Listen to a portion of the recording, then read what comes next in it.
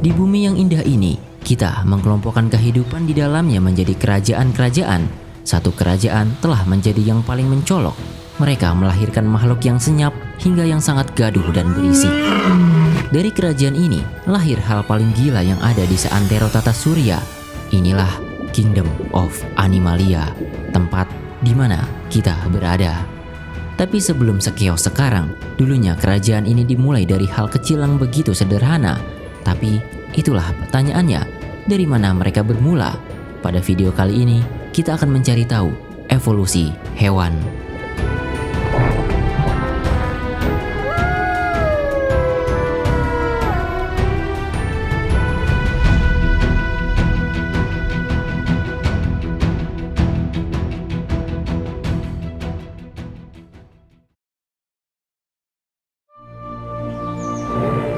Saking mencoloknya kerajaan hewan, masih ada yang dengan sempit menganggap bahwa makhluk hidup hanya terdiri dari dua, yaitu manusia dan hewan. Padahal kehidupan jauh lebih menakjubkan dari sekedar itu. Seperti yang sudah kita bahas di episode-episode sebelumnya, kehidupan pertama di bumi tidak langsung memunculkan hewan. Kita harus sungkem dengan para makhluk yang sulit dilihat, mikroorganisme. Sebelum sekompleks sekarang, dulu bumi awal hanya dihuni makhluk-makhluk kecil ini. Tapi sebelum kita menjelajah lebih jauh, memangnya apa yang membuat organisme dikategorikan sebagai hewan? Hewan adalah organisme yang berasal dari kerajaan Animalia. Sekarang pertanyaannya, kriteria apa yang membuat sebuah organisme dapat dikategorikan sebagai bagian dari Animalia? Karena hewan tidak hanya yang sudah familiar bagi kita, bahkan koral dan anemon masih tergolong sebagai hewan. Tentu saja, selain karena faktor kedekatan genetik, ada beberapa ciri yang hanya dimiliki hewan. Pertama, hewan adalah organisme eukariotik multiseluler. Artinya, di dalam sel mereka terdapat membran inti. Ini yang disebut dengan eukariotik. Kemudian terdiri dari banyak sel yang tersusun, saling bekerja sama, dan terintegrasi untuk menjalankan fungsi kehidupan dalam satu individu. Ini yang disebut dengan multiseluler. Namun, menjadi multiseluler saja tidak otomatis membuat suatu organisme menjadi hewan. Tumbuhan dan jamur juga tersusun atas banyak sel. Namun, yang membedakan hewan adalah cara sel-sel tersebut bekerja. Tidak seperti tumbuhan atau jamur, sel hewan tidak memiliki dinding sel, dan hanya sel hewan yang dapat menghasilkan kolagen. Kemudian, semua hewan bersifat heterotrof, yaitu tidak bisa membuat makanannya sendiri. Artinya, mereka harus mendapatkannya dengan memakan organisme lain, entah itu tumbuhan, jamur, bahkan sesama hewan, atau biasa disebut sebagai konsumer. Ciri khas lainnya terlihat sejak tahap embrio. Setelah pembuahan, embrio hewan akan melalui fase yang disebut blastula. Ciri-ciri yang disebutkan dapat ditemukan di semua hewan, dari spons laut sederhana, koral laut, paus raksasa, hingga diri kita, manusia. Seperti yang disebutkan di awal, sebelum ada hewan, lebih dari 2 miliar tahun lalu, kehidupan di bumi masih berupa mikroorganisme, yang kemudian evolusi menciptakan percabangan berbagai mikroorganisme hingga memunculkan sel eukariota, yang terus bercabang hingga akhirnya muncul organisme multiseluler. Organisme multiseluler kemudian bercabang lagi menjadi berbagai garis keturunan, dan salah satunya adalah cikal bakal Kingdom Animalia. Sebelum menjadi organisme multiseluler, nenek moyang hewan berasal dari kelompok bernama Holozoa. Di kelompok ini berisi berbagai kelompok organisme bersel tunggal, dan salah satunya adalah Choanoflagellata, kerabat bersel tunggal terdekat dari kerajaan hewan. Mereka sangat menarik bagi ahli biologi evolusi yang mempelajari asal-usul multiseluleritas pada hewan. Tapi lagi-lagi, menelusuri kehidupan setua itu amatlah sulit. Selain karena terlalu tua, organisme kecil sulit meninggalkan jejak dalam catatan batuan secara langsung. Begitupun asal-usul hewan di bumi. Tapi dari bukti yang terbatas itu, bagaimana kita bisa mengetahui gambaran dari hewan primitif yang hidup di zaman yang sudah sangat tua itu?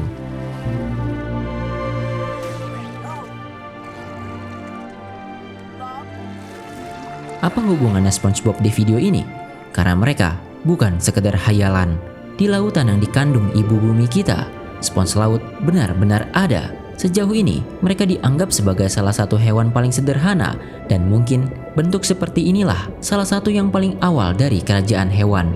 Setidaknya, ini telah di-approve oleh bukti fosil yang umum ditemukan pada era ledakan Kambrium sekitar 540 juta tahun yang lalu. Tapi, apakah fosil spons tersebut adalah bukti kemunculan hewan pertama? Fosil tersebut hanya menunjukkan bahwa hewan sudah ada sejak masa itu, namun belum membuktikan bahwa itu adalah kemunculan hewan pertama, karena bisa jadi ada hewan yang lebih tua yang belum pernah kita temukan. Namun, fosil bukanlah satu-satunya petunjuk. Kita masih bisa menggunakan cara lain, yaitu sesuatu yang ada di seluruh organisme, alias genetik. Dari sana, peneliti bisa mendapatkan petunjuk melalui jam molekuler, dan jam molekuler bisa memberi petunjuk evolusi organisme. Dan beruntungnya, ilmuwan sudah meneliti hal itu. Bukti molekuler menunjukkan bahwa spons berevolusi sekitar 700 juta tahun yang lalu, sementara kerajaan hewan sendiri pertama kali muncul sekitar 800 juta tahun yang lalu. Di sini kita bisa lihat ada kesenjangan dengan bukti fosil dan bukti molekuler.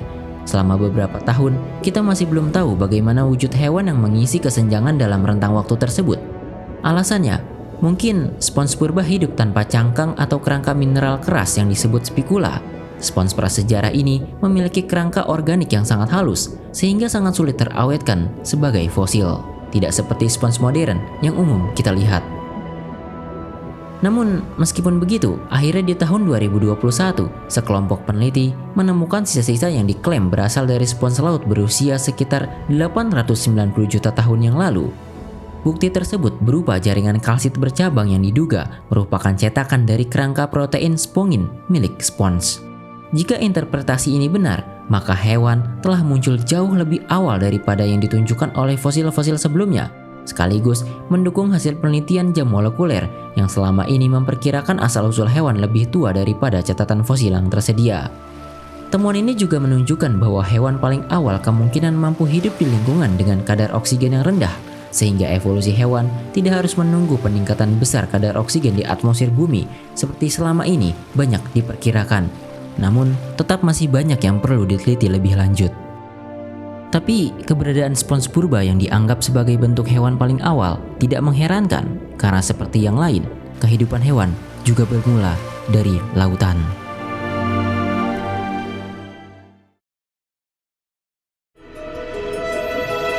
Sebelum daratan dihuni, kehidupan mulanya berpusat di lautan. Kita akan memulainya dari zaman yang disebut Ediacaran, sekitar 635 hingga 542 juta tahun yang lalu.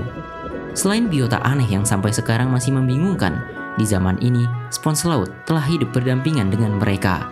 Beberapa fosil spikula spons telah ditemukan dalam sedimen zaman Ediacaran.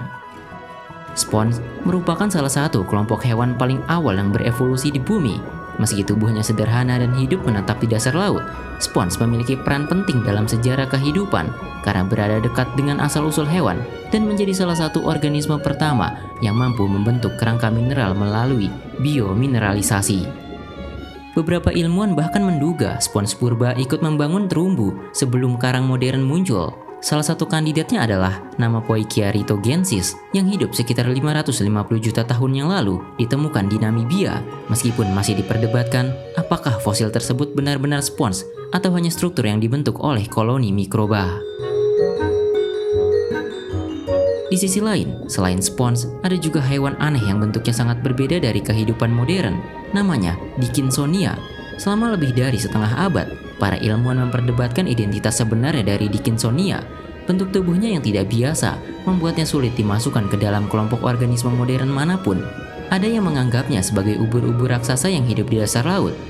Penelitian lain bahkan pernah mengusulkan bahwa ia lebih mirip lumut kerak, protista berukuran besar, atau bahkan mewakili kelompok kehidupan yang kini telah punah tanpa meninggalkan keturunan.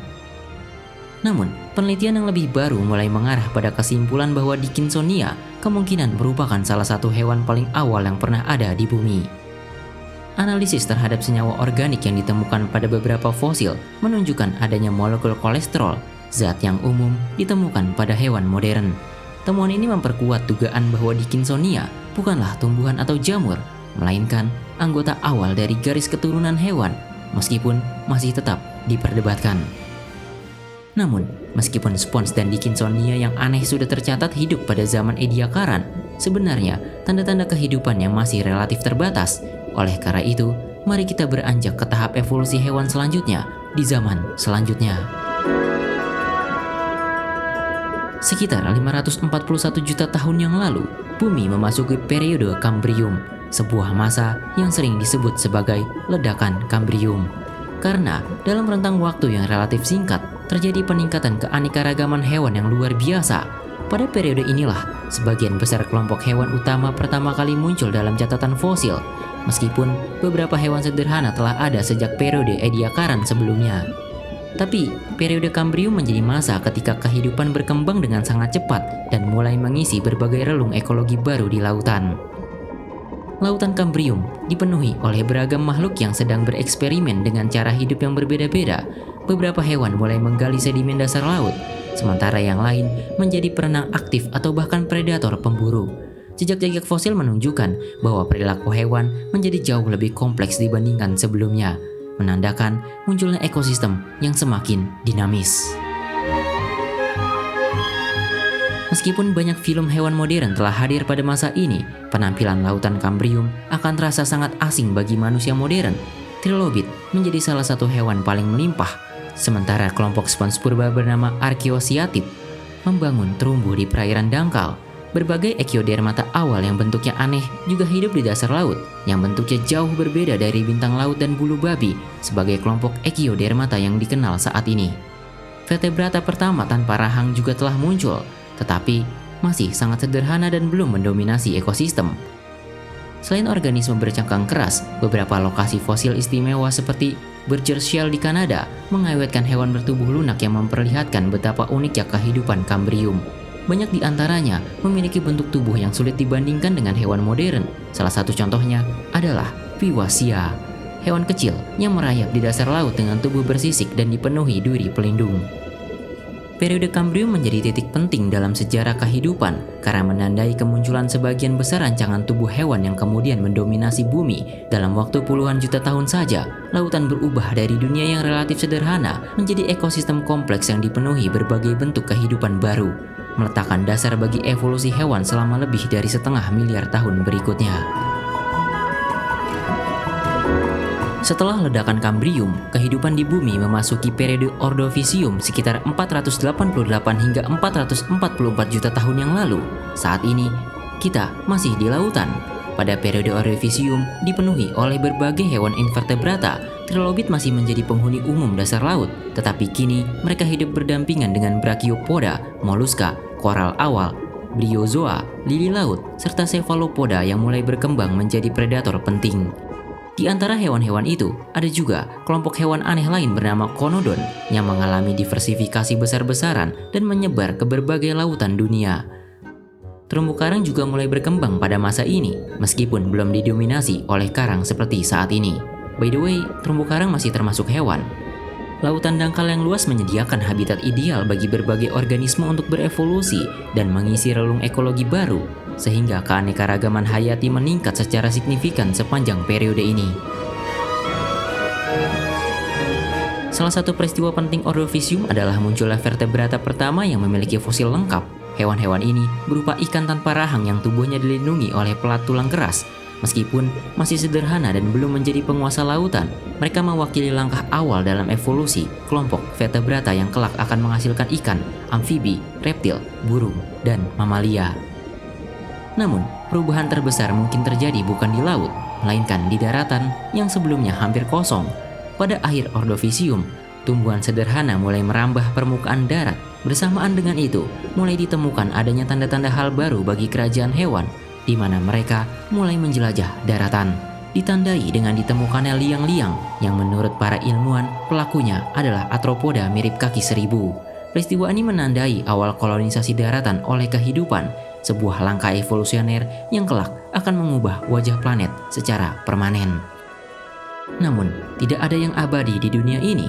Menjelang akhir Ordovisium, pergerakan Gondwana ke kutub selatan memicu zaman es global yang menurunkan permukaan laut secara drastis dan menyebabkan salah satu kepunahan massal.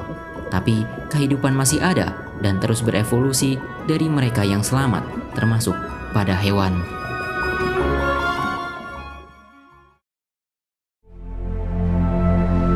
Setelah kepunahan massal yang mengakhiri Ordovisium, kehidupan memasuki periode Silur sekitar 444 hingga 419 juta tahun yang lalu.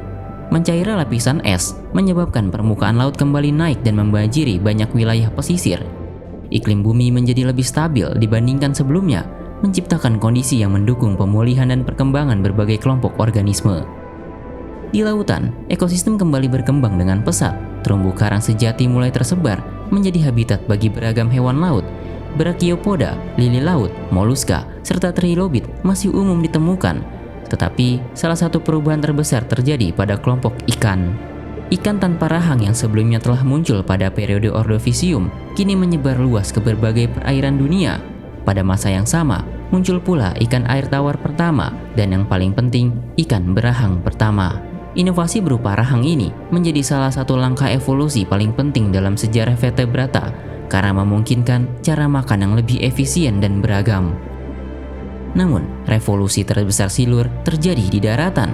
Fosil-fosil silur juga menunjukkan kehadiran hewan darat awal seperti kerabat laba-laba dan kalajengking. Meskipun ukurannya masih kecil dan kehidupannya sederhana, mereka menjadi pelopor kolonisasi daratan oleh hewan. Dengan munculnya terumbu karang pertama, ikan berahang pertama, dan hewan darat awal, periode silur menjadi salah satu fase paling penting dalam sejarah evolusi.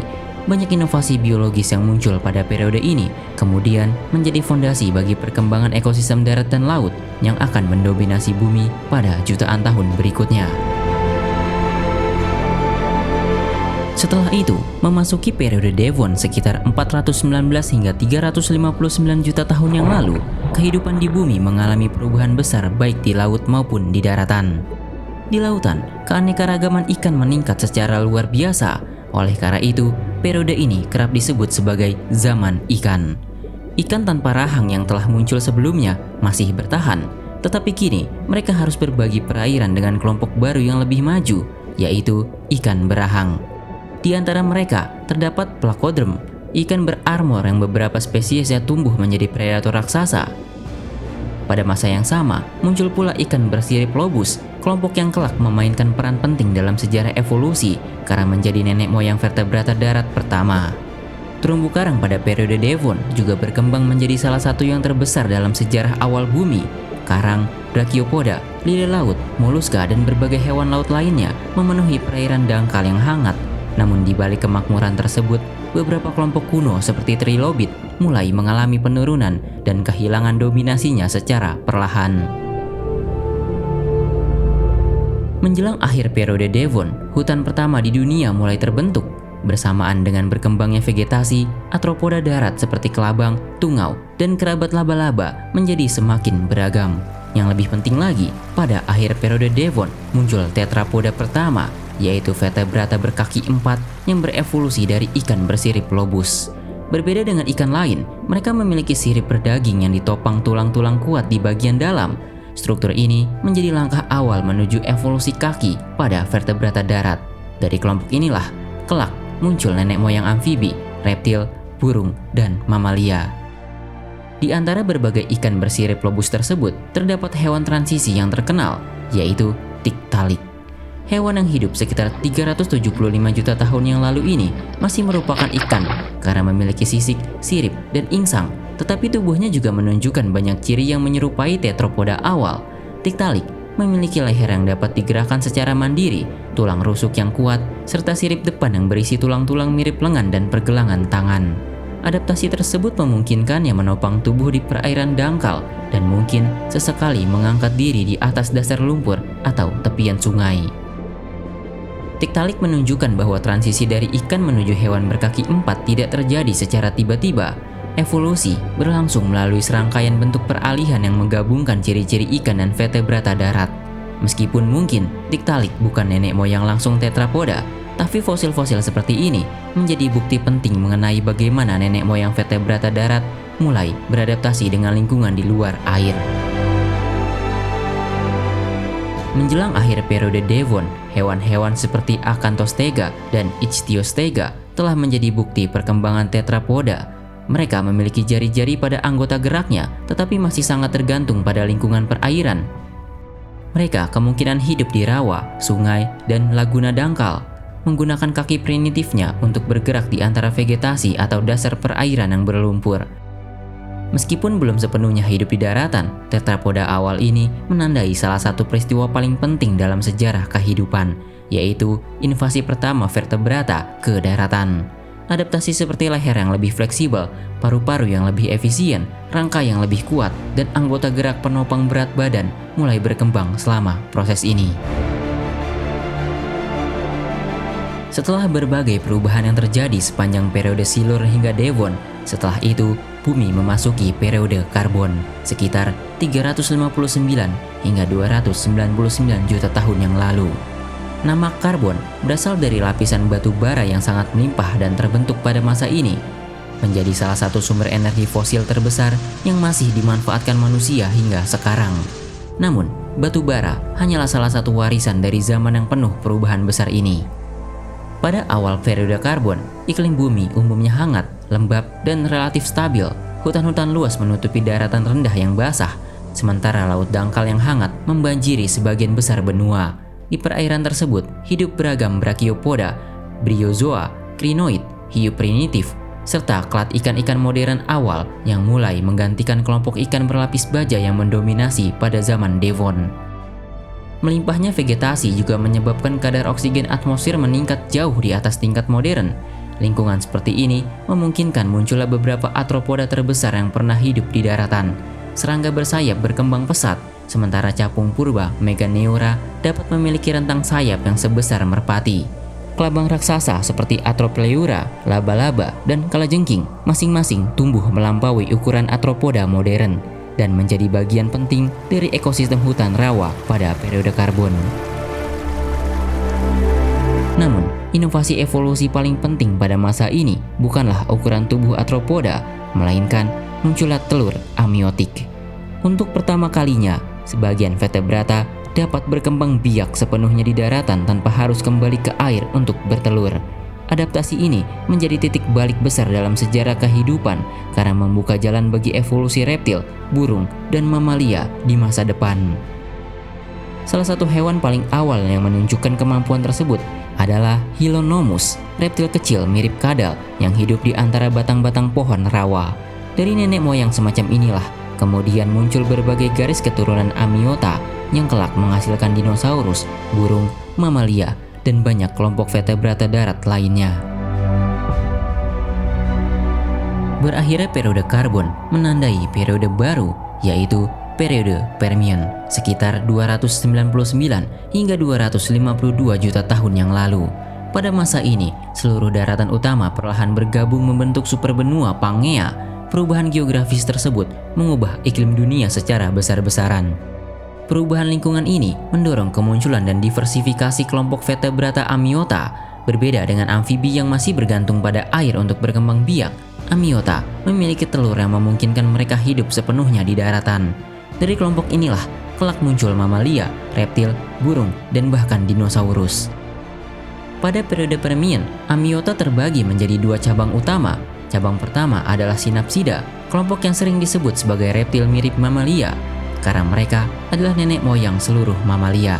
Di zaman itu, beberapa di antaranya berkembang menjadi predator besar seperti Gorgonopsid, yang ukurannya dapat menyaingi beruang modern. Cabang kedua adalah Sauropsida, kelompok reptil awal yang nantinya akan melahirkan dinosaurus, burung, dan sebagian besar reptil modern. Lautan Permian juga dihuni oleh beragam predator besar. Salah satu yang paling aneh adalah Helicoprion, ikan bertulang rawan yang berkerabat dengan hiu. Hewan ini memiliki susunan gigi berbentuk spiral yang unik di dalam rahangnya. Dengan panjang lebih dari 10 meter, Helicoprion termasuk salah satu predator laut terbesar pada masanya. Meskipun kehidupan tampak berkembang pesat sepanjang periode Permian, bencana terbesar dalam sejarah kehidupan sedang mendekat. Menjelang akhir periode ini, terjadi peristiwa yang dikenal sebagai kepunahan massal Permian Triasik atau The Great Dying. Dalam waktu geologis yang relatif singkat, lebih dari 80% spesies laut dan sekitar 70% spesies vertebrata darat menghilang dari bumi. Banyak kelompok yang telah mendominasi selama jutaan tahun punah sepenuhnya, mengakhiri era Paleozoikum dan membuka jalan bagi kebangkitan kelompok-kelompok baru yang akan mendominasi dunia pada era Mesozoikum, termasuk dinosaurus, yang akan kita bahas di part selanjutnya.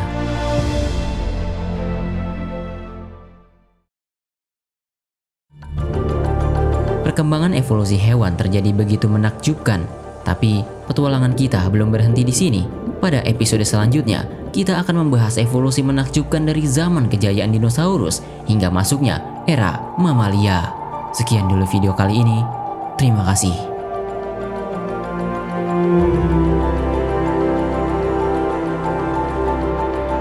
Seperti biasa, di akhir video, mari kita bacakan pesan dari donatur di Saweria dan Super Thanks YouTube. Pertama dari L Tampan, semangat bang, kalau bisa bahas Metriacanthosaurus, hehe, walaupun cuma 10.000.